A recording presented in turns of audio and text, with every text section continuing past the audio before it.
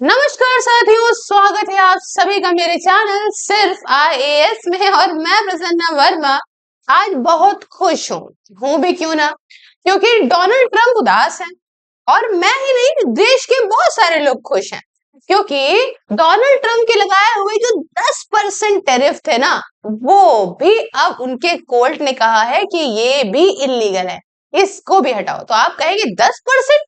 कहाँ भैया, वो तो 2.5-2.5% लगाता है ना। ना ना गोरिये ना, वो 2.5% की कहानी पुरानी हो गई।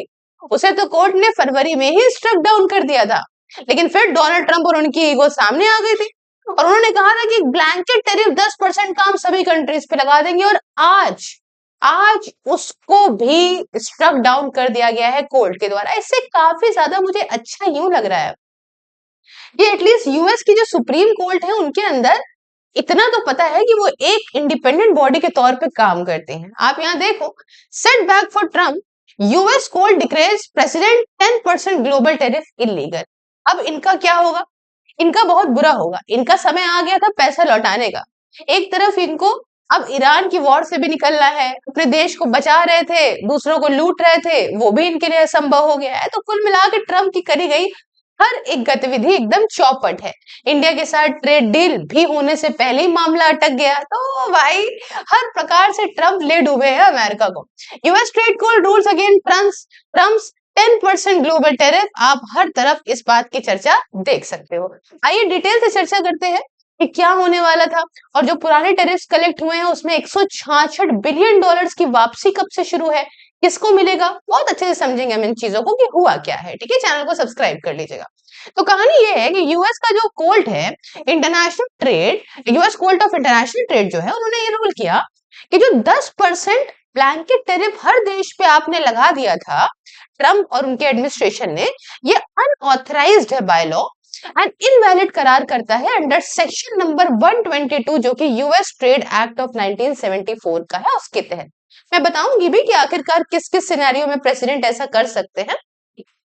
ये रूलिंग इतनी इंपॉर्टेंट इसलिए है दोस्तों, क्योंकि ये सारे टैरिफ को कुछ महीने पहले लाया यूएस के अंदर और ट्रम्प के द्वारा, और कुछ महीने पहले हमने देखा कि उसी के लाने के कुछ महीनों बाद ही यूएस के सुप्रीम कोर्ट ने ऑलरेडी टैरिफ्स को स्ट्रक डाउन कर दिया था।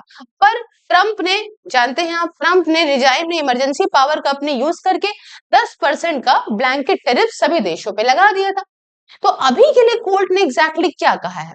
देखो, कोर्ट ने कहा है कि देखो, हमने, ट्रम्प एडमिनिस्ट्रेशन ने कहा था कि आप प्रूफ करो कि ऐसे सिनेरियो में, सिर्फ 2 सिनेरियो में जिसमें प्रेसिडेंट के पास पावर आ जाती है कि वो इस प्रकार के कोई टैरिफ लगा सकते हैं टेम्परेरी बेसिस पे, और ये सेक्शन 122 उनको ये पावर देता है।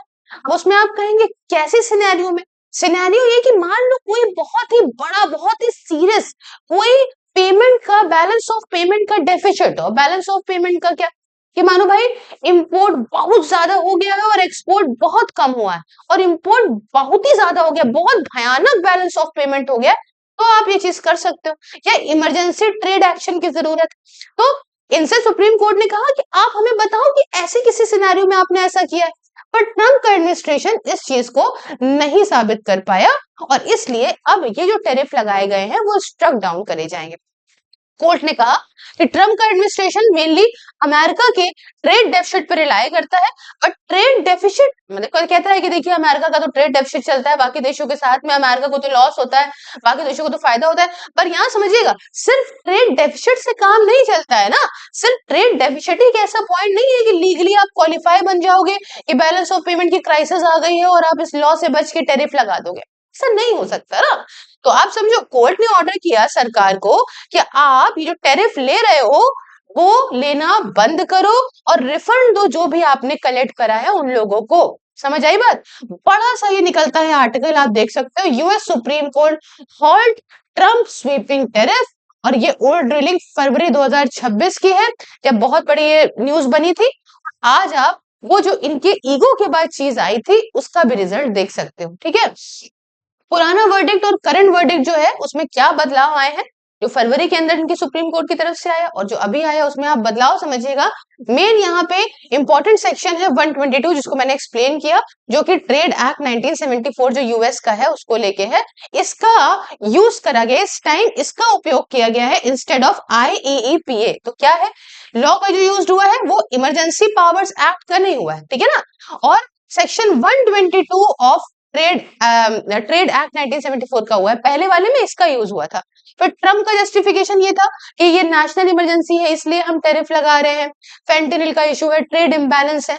लेकिन अभी सीरियस बैलेंस ऑफ पेमेंट के डेफिसिट की बात करी गई, लेकिन अभी नहीं निकला, प्रूफ नहीं कर पाए।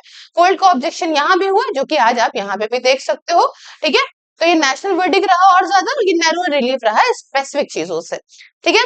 अब इस सुप्रीम कोर्ट के इन्वॉल्वमेंट की बात करें तो यहाँ पे हाँ मेजर कॉन्स्टिट्यूशनल रूलिंग रही और यहाँ appeal likely but not yet decided मामला चल रहा है। खैर, अभी इंपॉर्टेंट अपडेट समझिए। यूएस के जो टैरिफ पुराने लगाए हुए थे जिसमें इन्होंने कलेक्ट किया करीब 166 बिलियन डॉलर IEEPA टैरिफ लगा के, इन्होंने जो भयानक अपनी प्रेसिडेंशियल पावर को यूज करके लगाए थे, उससे पैसा इतना कलेक्ट किया था, माना जा रहा है अच्छा खासा रिफंड इसपे जो है वो भारत को भी मिलेगा। पर इसमें भी कहानी है दोस्तों, भाई यूएस के कंज्यूमर ने पे करा है ना, तो कंज्यूमर को तो वापस मिलेगा नहीं। इसकी शुरुआत भी वहां की कंपनियों से, जो भी कंपनियों ने सामान इंपोर्ट किया है उनको रिफंड मिलेगा। अब वो भारत की कंपनियों को देंगे नहीं देंगे वो तो ईश्वर ही जाने कैसा है क्या है। तो बड़ी बड़ी खबर निकल रही है, बहुत बड़ा वाले हैं, ट्रम्प के एडमिनिस्ट्रेशन भी कुछ कह नहीं सकते। स्टेटस क्या है पुराने रिफंड का, तो देखो पुराना वाला जो इलीगल टैरिफ के तौर पे करार करा गया था, ये IEEPA टैरिफ्स को यूएस की सरकार ने कहा कि ठीक है, जो भी हमने पैसा कलेक्ट किया वो वापस तो आपको करना पड़ेगा, रिफंड इंटरेस्ट के साथ उन इंपोर्टर्स को। रिपोर्ट के हिसाब से यहाँ पे जो पैसा कलेक्ट हुआ मैंने आपको बताया 166 बिलियन रहा है, और इसमें करीब 3.5 लाख, मतलब करीब मान के चलिए 3,30,000 बिजनेसेस अफेक्ट हुए हैं। यूएस के कस्टम्स एंड बॉर्डर प्रोटेक्शन ने कहा है कि पहला इस तरीके का इलेक्ट्रॉनिक रिफंड जो है वो 12 मई को देना शुरू हो जाएगा।